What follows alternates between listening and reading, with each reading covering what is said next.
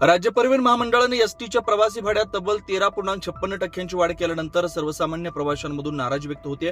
रात्री अचानक लागू करण्यात आलेल्या या भाडेवाढीमुळे नागरिकांच्या खिशाला चाट बसली आहे। एकीकडे बस वेळेवर येत नाहीत, अनेकदा प्रवासादरम्यान बस बंद पडतात, तर स्वच्छतागृहासारख्या मूलभूत सुविधांसाठी अतिरिक्त पैसे मोजावे लागतात। अशा परिस्थितीत भाडेवाढ करणं अन्यायकारक असल्याची भावना प्रवासी व्यक्त करत आहेत। महागाई, नैसर्गिक संकटे, वाढता खर्च यामुळे आधी सर्वसामान्यांचं आर्थिक गणित कोलमडलंय। एसटीची भाडेवाढ त्यांच्या खिशाला परवडणारी नसल्याचं प्रवाशांचं म्हणणं आहे। सध्या सामान्य माणसाला महागाईला तोंड द्यावं लागतंय। म्हणजे गोरगरिबाला ही महागाई अवघड झालेलं आहे जीवन जगणं। कामगार वर्ग, मध्यम वर्ग, गरीब वर्ग आणि त्यामध्ये आणखी एसटीची भाडेवाढ म्हणजे आणखी त्यांच्यावर जीवन जगण्याचा आणखी कठीण प्रसंग येतो। कारण का त्या महागाईला तोंड देणं त्यांना अशक्य होत असते। एसटीची भाडेवाढ सामान्य माणसाला परवडत नाही, त्यामुळं ही महागाईच्या परिस्थितीत एसटी महामंडळाने केलेली भाडेवाढ ही अयोग्य आहे। भाडेवाढ अचानक करणं हे चुकीचं आहे।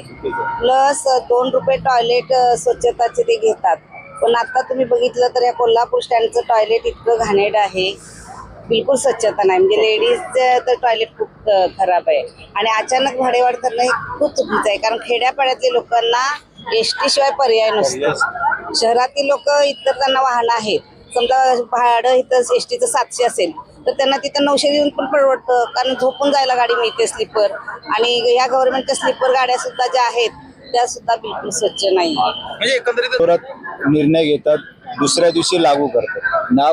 लोकांना कसल्या प्रकारची सूचना की अगोदर कसं काय होणार काय नाही त्याबद्दल म्हणायचं झालं तर सर्व्हिस तर तशी नाही। आता आम्ही झाले ते 1-1.5 तासपासून ज्योतिबाला जायला उभं, एक बस सोडली नाही। आता हेच तुम्ही उद्या याल तर रविवारी तुम्हाला बस जागा देतो। तुम्ही सर्व्हिस पण द्या तशी, लोकांना जरा कम्फर्टेबल व्हावं अशी तरी सर्व्हिस द्या। मग तुम्ही थोडं हे करू, तुम्ही एकदम 13-14% वाढवणार, गरीब माणूस सामान्य माणूस करणार का? सर्वात जास्त प्रवास इथे एसटीने होतो गावात। त्यामुळे सरकारने जरा यावर विचार करावा की भाडेवाढ रातोरात लगेच नाही वाढवत। त्यामुळे आम्ही अशाच ताज्या अपडेटसाठी महासत्ता न्यूजला सबस्क्राईब करा।